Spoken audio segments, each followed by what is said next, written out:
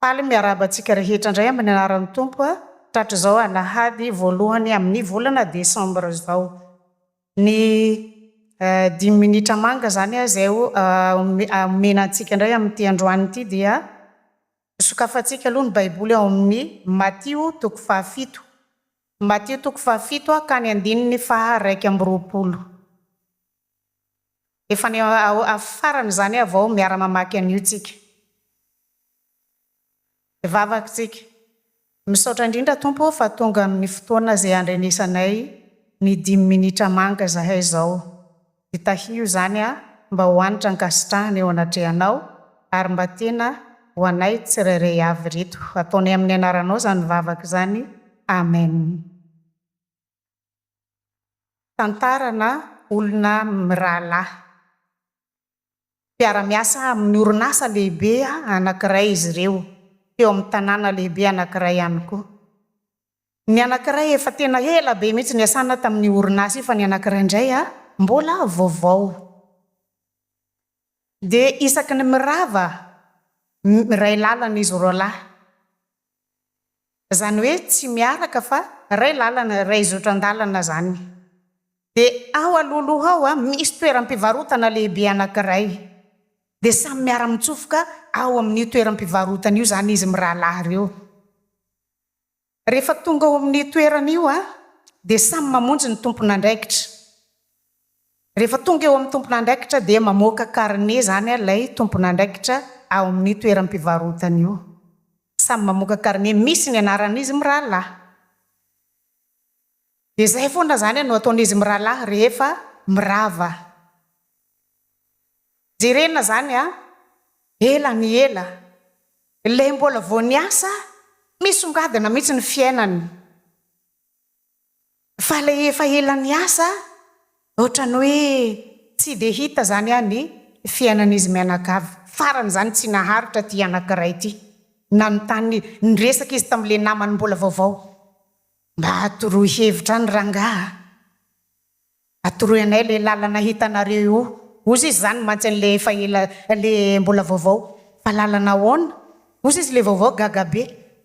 Knareo ange mbola vaovao jerevo an'iny fiainanareo fa zahay efa firy taona niasa tamin'ny orinasa io jerevo zahay. Ary nefa koa sika mirahalahy miaraka foana tsika roa lahy mitsofoka ry amin'le tranombarotra lehibe ry hitako ane ireny ozy izy le anankiray ay hitako ilahy koa mandray an'le karne. Ozy izy le efa le mbola vaovao hoe ay hitanao tsara reny fa angambany le karnetsika ny tsy mitovy. Ny ranga ny antony andanako amin'io toeram-pivarotana io dia mandray an'io karne io satria ny vadiko manatitra tsakitsaky ao amin'ny toeram-pivarotana io dia mandeha maka ny volako no antondriako ao. Io karne no mirakitra ny isan'ny zavatra natery ny vadiko dia za zany maka ny vola rehefa hariva. Fa inona ny anao? Misafosafo loha le rangaha. Satria inona ozy nareo? Misoratra ao amin'ny karneany dia prosantoka. Satria misotro ao foana zany izy isan'andro isaky ny mirava hanika tonga ny farany volana andoavana trosany vola tsy misy entina mandeha mody. Hafatra ho antsika ao anatin'izany. Zay zany ny tantaran'izy mirahalahy. Ny hafatra voalohany dia zao hoe iray orinasa koa isika rehetrarehetra reto. Iray orinasa ato amin'ny fanjakan'Andriamanitra. Ny anarantsika dia kristianina. Miara-mamonjy an'ity trano ity tsika isaka lahady. Samy ato daholo. Ary mino fa efa fantatsika fa misy an'ilay boky misoratra amin'ny anarantsika tsirairay avy ary amin'ny fanjakan'Andriamanitra ry.